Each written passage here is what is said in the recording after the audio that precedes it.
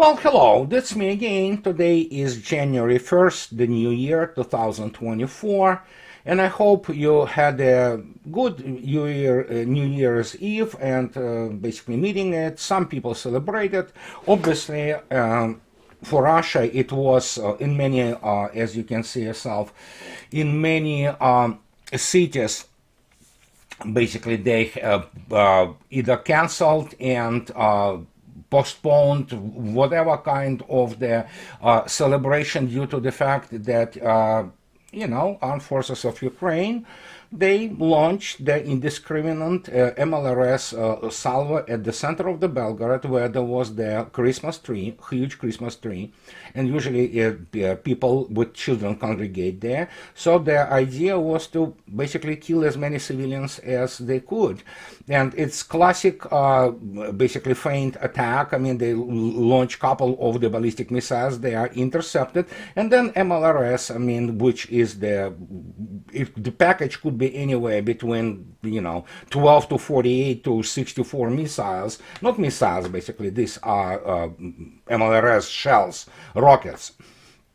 So we have now 25 people killed, very many children killed and disabled and maimed as the result of this kind of the situation. And of course Russia responded with a massive attack. Some people say this is the largest of the special military operation on the targets of the especially Nazi formations such as Azov, and of course on the SBU and GUR headquarters, and where those people, their personnel are. And here we have this situation which we really need to basically face it. And Maria Zakharova basically went on record, and she stated that, which we all knew, London is behind Kiev's terrorist act, Zakharova. And she spoke about Britain is behind the terrorist act. Zakharova said in an audio statement, adding that London and Washington, of course, have been inciting the Kiev regime to commit acts of terrorism. I mean, the failed summer counteroffensive. The much hyped 6 months operation failed to bring about significant changes to the front line, despite heavy casualties on the Ukrainian side.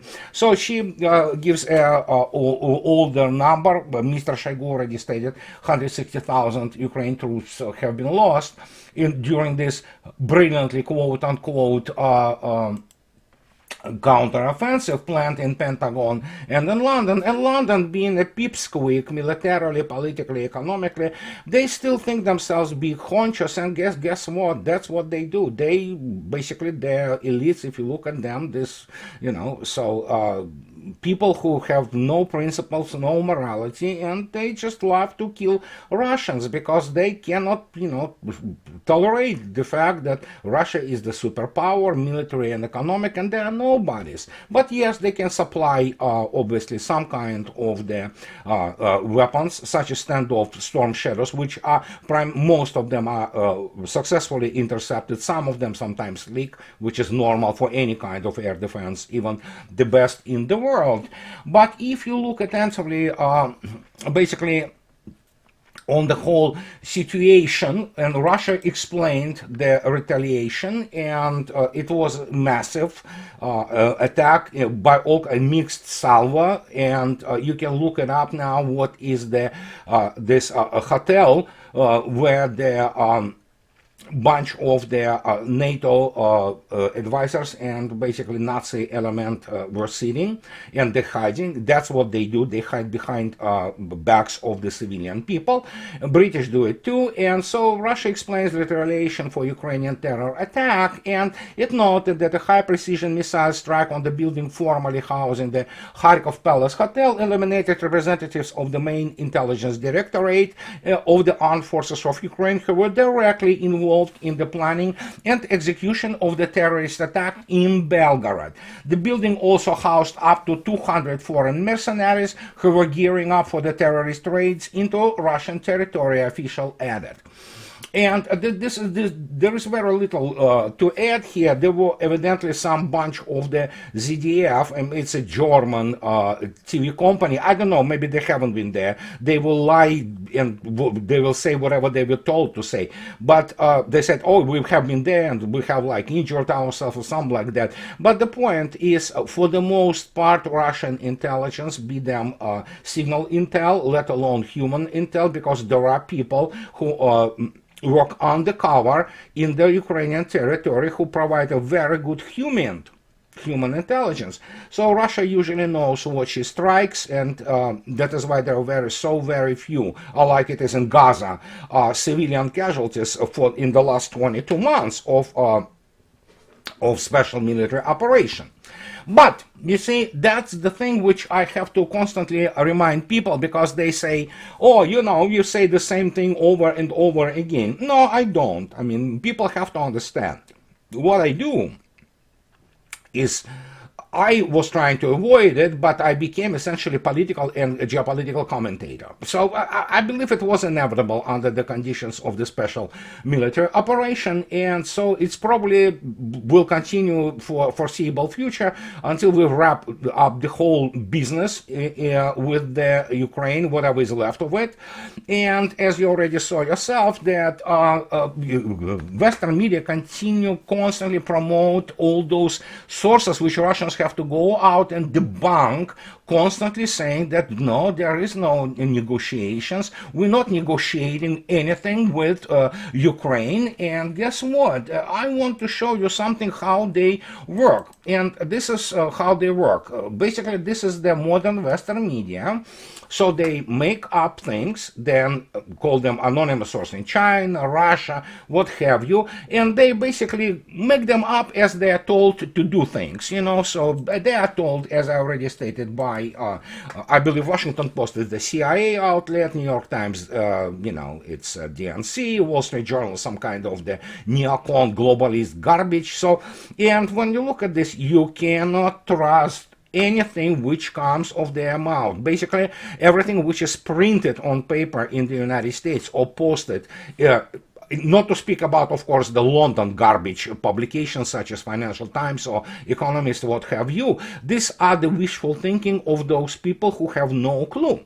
And I will continue to make the case constantly, because it's the part of the political commentary I provide, or geopolitical if you wish, and especially military commentary, that basically, what, we're dealing not only with nut jobs, and as I already stated many times before, for the first time I'm saying that US military is incompetent, and let alone British military, which has nothing. I mean, they have one allegedly combat-ready brigade, which will be it will take a couple of weeks for Russians to wipe it out, and obviously the United States, Great Britain has a Royal Navy with practically no nuclear submarines going out to sea, because they are all broken and waiting for repair. And of course, what do you expect from those people? Sandhurst does not prepare good officers. I don't think so. They have programs to even react to modern warfare, and they have nothing there, basically. And as a result, when you look at the actions of those people from, United Kingdom military academies, they are, the only thing they know is they're beating up, some third-rate, not even military surgeons, and even that they don't do well, and they always lose. But so that's the people who got into the big league, and they are absolutely inadequate, as is Pentagon. And to demonstrate it to you, I will continue to make the case about it, is what, for example, Brian Berledich says, very good summary. He made this very good summary yesterday, talking about the Belgorod attack of the allegedly armed forces of Ukraine. But I believe by now SVR knows probably names of those consultants, so to speak, and we'll talk about those consultants.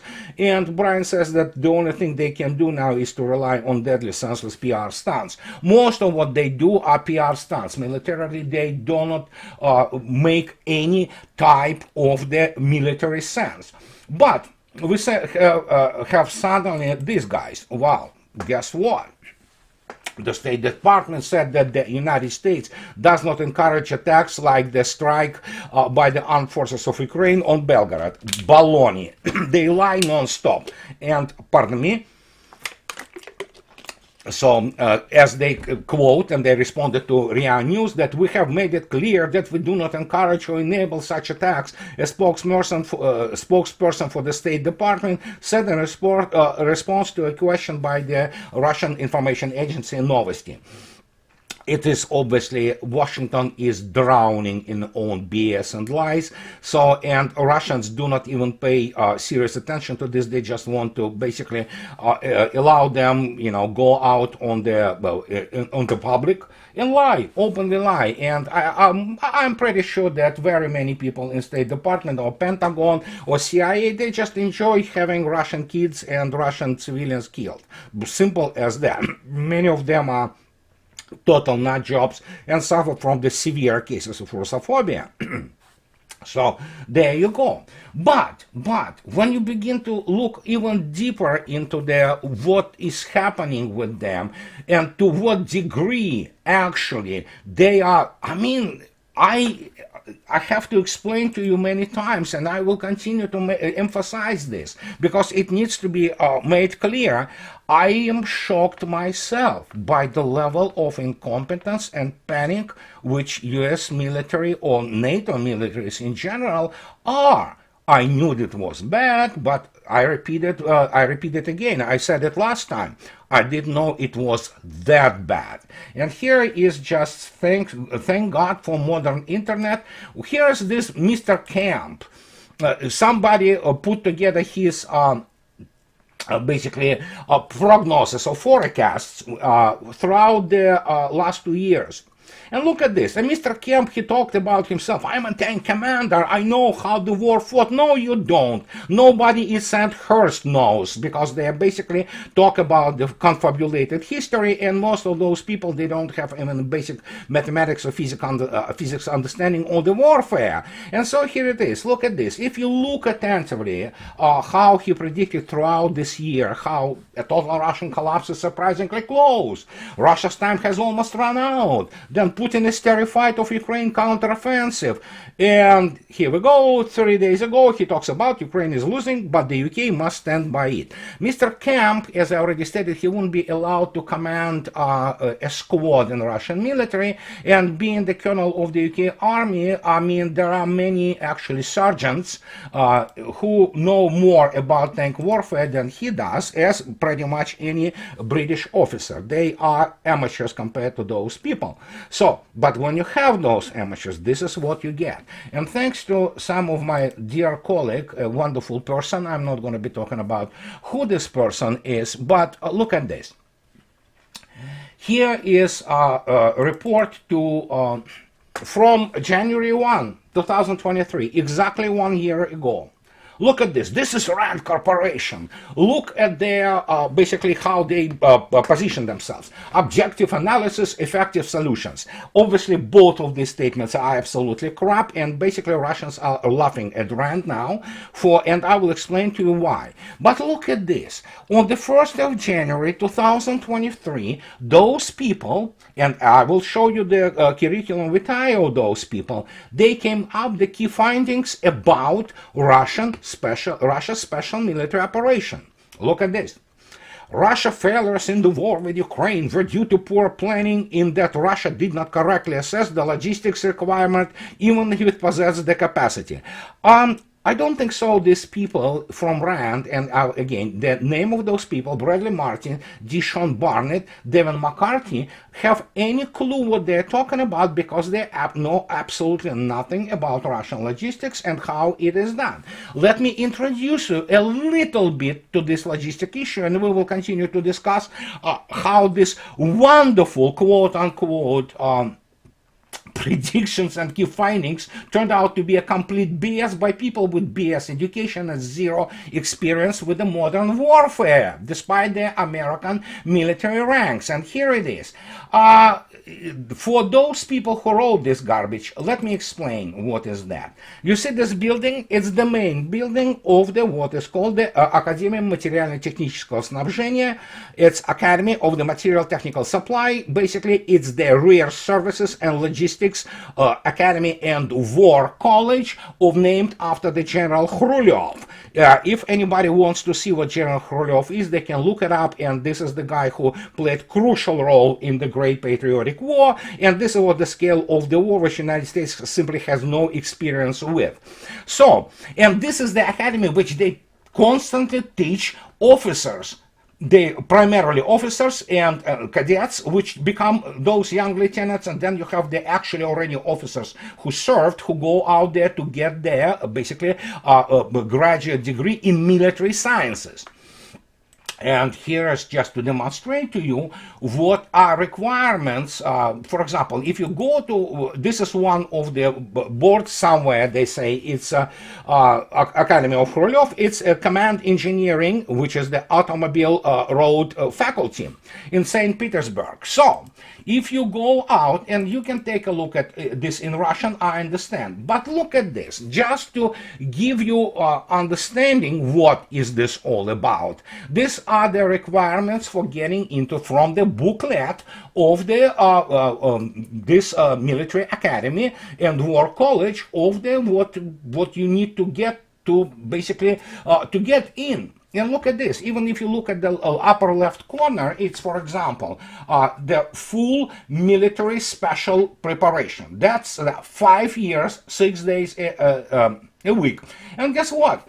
Look what they need to have, for example, to get the degree of the engineer and a specialist, for example, to get even into the specialty which described is the use of the subunits and units of the engineering, construction, exploitation, and restoration of, and technical cover of the military bridges and forts, use of the other units and formations for basically about the roads and things of this nature. And if you take a look at it, the entrance exams require you mathematics, Russian, and physics. And mathematics, Russian, and physics. And this is how it all goes. You go out as the initial military rank in Russia, which is lieutenant, and then you go and serve. In the United States, they call it the Army Corps of Engineers, but it's much more in Russian than merely Army Corps of Engineers. It is full-blown combat units which actually have their own firepower, have the ability to conduct actually what is called the engineering support operations, and they can defend themselves. But those people, let's go back to this rant thingy, which is like absolutely hilarious, and those people know nothing about it, and they never studied it, as basically we already know that the most popular word today is miscalculation. But these are the people who sit in this organization with pretense that it knows how to fight the war. Nobody in Iran, none, there is not a single person knows how to fight real war. Nobody. They are not taught it, and that's because no American or NATO military academy teaches how to fight the modern war. But look at this, what they're talking about it. However, when the Russian army was required to rely on extended ground transportation, it became increasingly vulnerable to interdiction, particularly when Ukraine came into the possession of the standoff missiles. These are amateurs writing it, because obviously they don't teach in their in American war colleges what their linear targets are and what our lines of communications are, especially when you begin to look at the people who are graduating this Khrushchev military academy and how they provide it. Because guess what? Everything they wrote in this point is absolutely not true, while of course, as in any war, there are always possibility of the ambush, and there is possibility of interdiction, but it could be just one-off operation which can interdict or prevent supplies for maybe several hours under modern conditions. And obviously those people do not understand what combined arms warfare is and what, for example, the Air Force escort is, like Russian helicopter force, which eventually started to completely escort their convoys until their basically danger evaporated due to a defeat of and basically slaughter of armed forces of Ukraine forces, and Russia has no problems with lines of communications and logistics. And here they continue to confabulate. These people, I mean, I don't know, they just basically pulling it out of their asses. They say now that over the course of the conflict, basic issues of poor maintenance and supply support, compounded by lack of trained and effective maintenance personnel, have affected Russia's ability to carry out the war. To a degree, inability to carry out even basic sustainment has led to failure on battlefield. These people have no clue, and let me put it this way, none of them, even if they would want to discuss to me what is to sustainability in Russian way of war, they will have no clue, because they are absolutely ignorant, and they basically were writing propaganda. Also, here comes this wowzer. Also, over the long term, Russia does not have the capacity for a long war in the face of economic sanctions. Although Russia can continue to generate revenue from oil and gas export, it doesn't have the ability to manufacture advanced weapons or even sufficient material to keep the Russian army fielded. Okay, guys, these are American officers. This is what you get. These are the people who have no clue actually about warfare. They have no clue of the sustainability, because basically they never saw anything in their life other than third-rate militaries. And of course, when we look now at, because they, people like that, and again, remember, this was 365 days ago, they continue to put those fillers and BS about supposedly Russians ready to negotiate. Well, Mr. Medvedev today already told you what is going to happen, and no, there's no negotiation. The Kiev regime is gonna fall, and within the American dominance in Europe is gonna fall. But these guys confabulated, that's probably what they did. I don't know their backgrounds, but if you take a look at those people who wrote this garbage, because this is, here it is, Bradley Martin, CV, Director, Red National Security Supply Chain Institute, Senior Policy Researcher, Education, PhD in Political Science. Okay, immediately, it's not education, it's garbage, and actually person who cares, any person who carries the degree with political science, you can stop discussing any kind of serious issues, especially military issues, with them. So he graduated in University of Michigan, and then of course he's also bachelor in political science, University of New Mexico. Now here's the the CV of this guy. Bradley Martin is the director of RAND National Security Supply Chain Institute and a senior policy researcher at the RAND Corporation. Martin retired from the Navy as surface warfare captain after 30 years service, including 4 command tours. Well, I can tell you immediately, I don't think so. He's a competent man, and whatever he graduated to become the captain after the 30 years service, the guy has no clue what he's talking about. I don't think so he has guts to even come basically debate me, for example, because I mean, you know what, he's a clown basically. And I can imagine now how the people who graduated, for example, real Logistics and Real Services Academy in Russia scratch their head when they look at these people who have no clue what they're talking about. The guy doesn't even understand what Russia is. He obviously doesn't speak Russian language.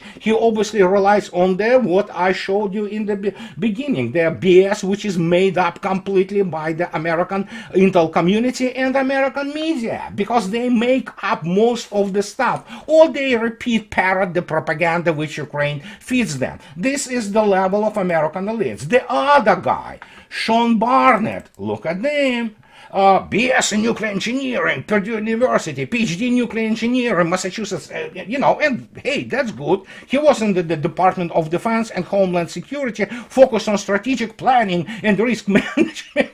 Yes, again, you have to understand, there is no strategic planning in the United States militarily. They do not understand what it is. They don't know how to do it, because they simply are not taught how to properly do it, because American system of the military education, it doesn't work. It is basically third world military education system. As it is, for example, in Sandhurst, you cannot prepare a serious military officer in 13 weeks. You just can't, period. And so we go and he talks about how the guy is talented, and hey, I don't doubt that he's probably a very good nuclear engineer. I am not. I am in no position to basically discuss what he knows about nuclear engineering because I have no background in it.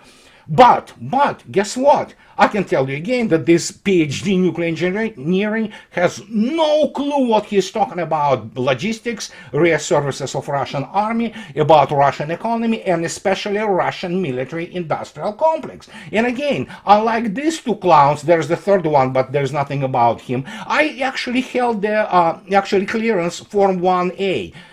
And these guys didn't. So the only thing they know about Russia is from the US media. And let me repeat you what those US media and US intel is. That's who they are. They live in this bubble, having no clue what real war is. They've been taught some garbage in their military academies. They've been taught the history, which is completely made up, about America defeating all her enemies, especially Hitler, General Patton, all that, So you talk to these people who are absolutely clueless. They have zero professional background in this, and even this captain, whatever his name, surface warfare officer, well, yeah, what does he know about modern surface warfare?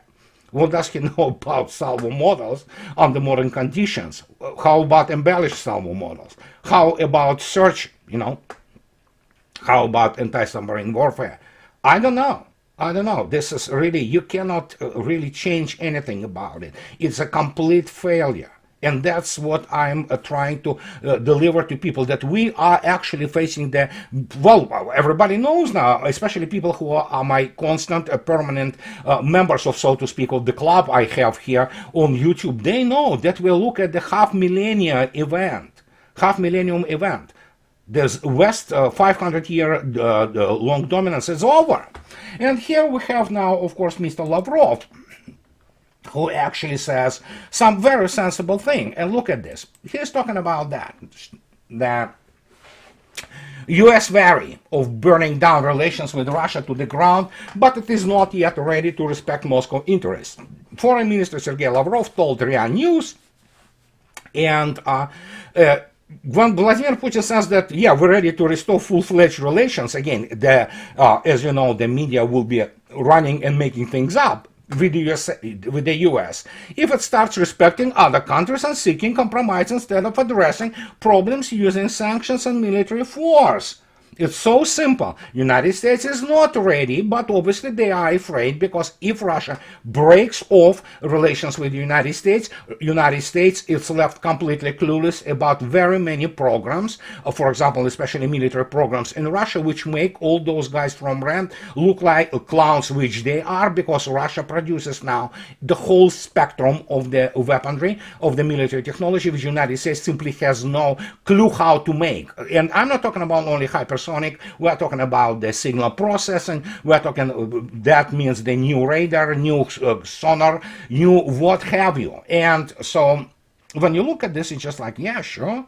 And he talks about that, Lavrov said, he noted that while the White House is cautious not to completely ruin what is left of relations with Moscow, the US is clearly not ready to conduct a dialogue on the basis of mutual respect and consideration of each other's interest. And peaceful coexistence between Russia and the US can be achieved only if Washington recognizes Moscow's fundamental national interest. If not, Washington will be made to recognize it, or Russia has all the time in the world to wait when the United States either disintegrates or new generation, new crop of politicians comes to Washington, and they begin to change situation, because they have to deal with, they need to write up the ship of the American statehood. And here is what is the most important. I don't mention Europe, as I already stated, and you know probably about this. Russia is not talking to Europe. Russia is talking to the United States. Superpowers have to do it this way. They move in their own universe. This is completely different level. This is completely different league. And Russia will continue to talk to the United States as long as the United States wants to talk. If it doesn't want to talk, as I already stated, Mr. Rybkov went on the record and said, yeah, they want to use our assets, steal them. Well, sure, then we'll break off the diplomatic relations. And the United States will be, basically basically diplomatic corps, which also very often serves as the cover for the intelligence officers, will be just simply removed from Russia, and that will be it. And the United States will have probably what? Some country, I don't know, well, Switzerland maybe, representing U.S. interests there, but of course forget about CIA and diplomatic cover spies and all people of this nature who go out, they talk to whatever the French liberal opposition, so to speak, is, but that's about it. And that's the whole point. This is what I was trying to make today, that when you look at these rant people, I mean, they are clueless. And these are the people who are sitting also in the Pentagon.